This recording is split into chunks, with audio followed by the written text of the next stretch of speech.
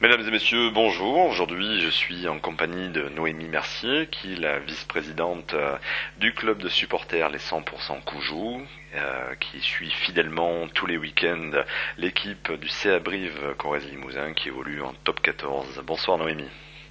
Bonsoir. Alors Noémie, tu es vice-présidente de cette amicale, le supporter, je crois que vous vous appelez comme ça, l'amicale, hein. Oui. Ouais. Les 100% Coujou. Quel âge a l'amicale? Alors, l'amicale va fêter ses 3 ans en juin 2012. En juin 2012, voyez-vous ça. Combien on a de participants, enfin combien vous êtes de membres? Actuellement, on doit afficher environ 80 membres. Oui, cette année, on a 80 membres. Comment on devient 100% Coujou? C'est très simple, il suffit de prendre contact avec quelqu'un de l'association, que ce soit un adhérent que vous connaissez parmi vos amis ou vos contacts, ou quelqu'un comme moi, ou le président de l'association, ou par internet en nous envoyant un mail qui est disponible sur le site du CAB, nous téléphoner, envoyer un chèque de 10 euros et vous avez une carte. Et vous serez considéré comme adhérent 100% Coujou. D'accord. Quels sont les avantages de cette carte? Quel est l'avantage d'être 100% Coujou? L'avantage premier, effectivement, c'est si jamais vous souhaitez suivre les matchs du CAB de façon régulière, c'est de prendre une carte d'abonnement en passant par nous. C'est-à-dire que si vous prenez une carte d'adhésion, vous pourrez bénéficier d'une réduction sur l'abonnement en tribune à 120 euros au lieu de 150 euros par exemple. Et ensuite, vous aurez la certitude de pouvoir nous suivre à chaque déplacement que nous organiserons tout au long de l'année de façon très sympa et d'avoir des actualités sur l'association, sur le CAB, des infos, éventuellement en essayant d'être un peu plus rapide que les autres, pour faire passer des informations un peu plus rapidement sur le club et de passer un très bon moment tout au long de l'année avec nous. D'accord. Quels sont les déplacements que vous avez faits jusqu'à maintenant? Et là, actuellement, c'est vrai que cette année, on a été un peu pris sur les dates qui ont été un vendredi, donc il a été très très compliqué d'organiser un déplacement le vendredi parce que la plupart des gens sont salariés, donc forcément faire les déplacements un vendredi soir, sachant qu'il faut partir en milieu d'après-midi, personne n'est disponible. Donc cette année on a pu organiser Bordeaux, même si Bordeaux c'était un vendredi, on a réussi à mobiliser un peu plus de monde pour y aller. On avait organisé Lyon, mais voilà. Ouais, c'est le 19h30, le vendredi. Ouais. Voilà. Ça a dû être annulé pour la raison que tout le monde connaît à cause du temps. On est parti au mois de décembre à Agen aussi, et on en a fait un autre, je ne me souviens plus. On en a fait 3 actuellement, donc là on va essayer d'organiser Bayonne, de faire un week-end à Bayonne. Ah ben oui, ce serait quand même une bonne idée, surtout que ça va être au moment du retour des beaux jours, de déplacement du CA Brive Corrèze coup sur coup en Pays Basque. Bayonne, ouais, c'est toujours une ambiance, c'est sympa, mais je crois que vous y allez chaque année à Bayonne, vous, les 100% Coujou. Oui, Bayonne, oui. On mobilise du monde à Bayonne. Bah bien sûr, c'est quand même une destination sympa et vous auriez tort de vous en priver. Les déplacements européens? Alors, les déplacements européens, on n'en a fait aucun cette année. D'accord. Et il n'est pas prévu d'en faire. D'accord. Il est prévu de faire un tournoi destination, de faire France-Irlande justement, mais je crois qu'on a eu beaucoup de chance de décider au dernier moment de faire le déplacement à Lyon et pas en Irlande. Ouais. Enfin, à Paris pour l'Irlande, mais parce que... Oui, enfin, à Paris, oui. Là, donc vous faites aussi des déplacements pour l'équipe de France?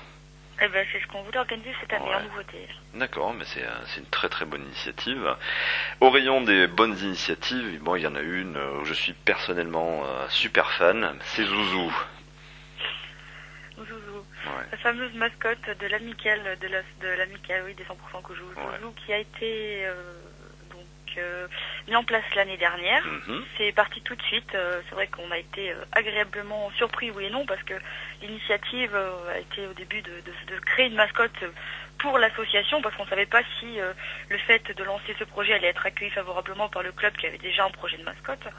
Donc quand il a été présenté ce projet, les instances nous ont dit oui, qu'on pouvait nous le présenter dans le stade, effectivement, mais quand ils ont vu l'ampleur que ça a pris, effectivement, ils nous ont demandé d'y prendre part à 100%, c'est-à-dire d'aller sur stade, d'être à chaque match, de rester pour faire signer des autographes auprès des enfants, mais c'est vrai qu'elle a un succès fou auprès des enfants. Ah ouais, mais même auprès des plus grands, hein. Nous, on est souvent dans les gradins, on le voit passer, c'est une très très bonne initiative et ça donne un peu de courage aux supporters brévistes quand même. Mais là, on le voit plus. Là, ça fait 2 matchs qu'on n'a pas la chance d'apercevoir Zouzou dans les gradins sur la pelouse. Que se passe-t-il? Oui, bah là c'est vrai que comme c'est du boulot, que l'association c'est du boulot, le fait d'avoir mis en place cette mascotte, c'est du boulot, c'est de l'entretien aussi. Et nous sommes à la recherche toujours, que ce soit pour Zouzou, même pour autre chose, pour animer des stands aux différents tournois de l'école de rugby que nous allons tenir, ou des lotos pour toutes les manifestations qu'on va faire cette année, de bénévoles pour venir nous aider, parce que c'est vrai qu'on compte quand même 80 adhérents, mais bon, on a un noyau dur qui vient tout le temps nous aider, et c'est compliqué à chaque match, à chaque fois, la veille, c'est compliqué d'avoir quelqu'un pour être sûr de nous animer la mascotte au dernier moment. Et là, c'est vrai que malheureusement, on va régler le problème pour le prochain match, mais c'est vrai que ça a été compliqué pour ce week-end. Donc là, tu es en train petitement de nous annoncer que tu vas lancer un grand casting pour trouver la personne qui va se glisser dans la peau de Zouzou, là.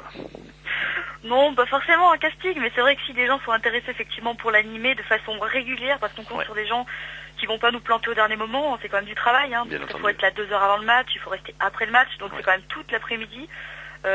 Quand même, et puis être assez, il faut quand même avoir la personnalité, la taille pour rentrer dedans aussi, quelqu'un d'assez grand quand même, et la personnalité fêtarde, bah oui, faut pas être, sinon. Faut pas être allé s'asseoir dans les gradins en disant je n'ose pas, quoi. Voilà, en attendant que le match passe, Comment on peut mener une amicale du début jusqu'à la fin de saison, parce que ça a certainement un coût. Quelles sont les activités que tu réalises pour augmenter la recette de cette amicale? Déjà, je dirais qu'il faut de la passion, parce que si on n'aime pas, si on n'a pas effectivement la passion pour, on perd vite les pédales, parce que c'est assez compliqué honnêtement.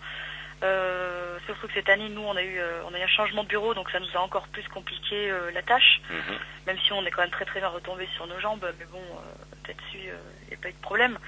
C'est ce dont je parlais tout à l'heure, par exemple les lotos. L'année dernière, on a fait 2 lotos, dont un en partenariat avec l'école de rugby qui a très très bien fonctionné. On a eu énormément de monde, et des lotos, on a eu un concours de belote. C'est vrai que sur les déplacements, on n'a aucun bénéfice. Je tiens à préciser qu'on n'a aucun bénéfice sur les déplacements. Tous les déplacements qu'on fait sont une perte, entre parenthèses, pour l'amicale. C'est-à-dire que nous, pour réduire les coûts des déplacements, on va prendre en charge, par exemple, 5 € sur un déplacement pour réduire les coûts pour les gens, pour que ça reste toujours attractif, parce que le but c'est pas d'égorger les gens, quoi. Donc on n'aura aucun bénéfice de fait sur les déplacements. On va toujours chercher, que ce soit en partenariat, en sponsoring, en vendant des articles aussi de l'association. On a vendu des mugs, des t-shirts, on va avoir des casquettes là pour les adhérents à vendre, donc on essaie de se débrouiller comme on peut. D'accord. On va en profiter pour présenter les membres de ton bureau. Oui. Donc, parce que tu m'as dit que vous aviez un changement de président, donc comment s'appelle le nouveau président?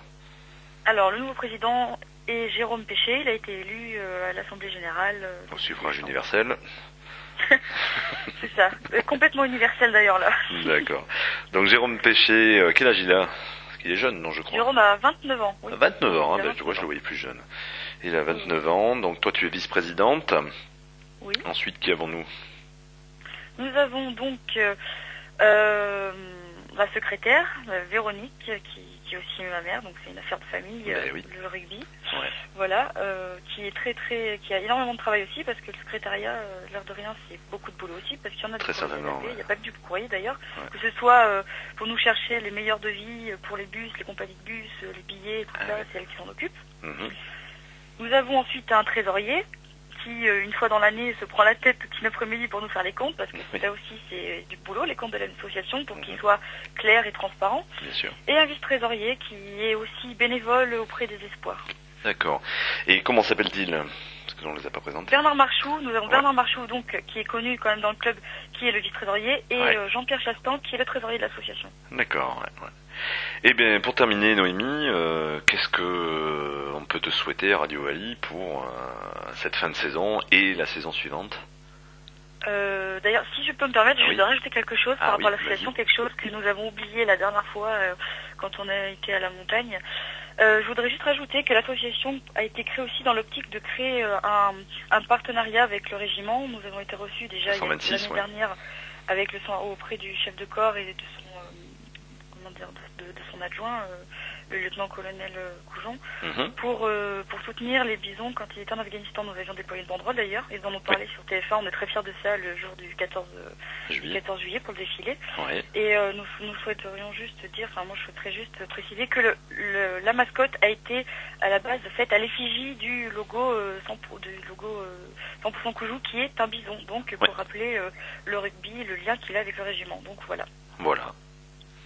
Eh bien écoutez, donc le message est passé. Voilà, donc je vais revenir sur ma question. Voilà, qu'est-ce qu'on peut te souhaiter pour cette fête de saison et pour la suivante?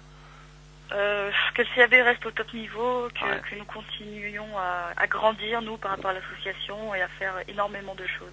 D'accord. C'était Noémie Mercier, qui est la vice-présidente des 100% Koujou, l'amicale des supporters du CA Brive Corrèze.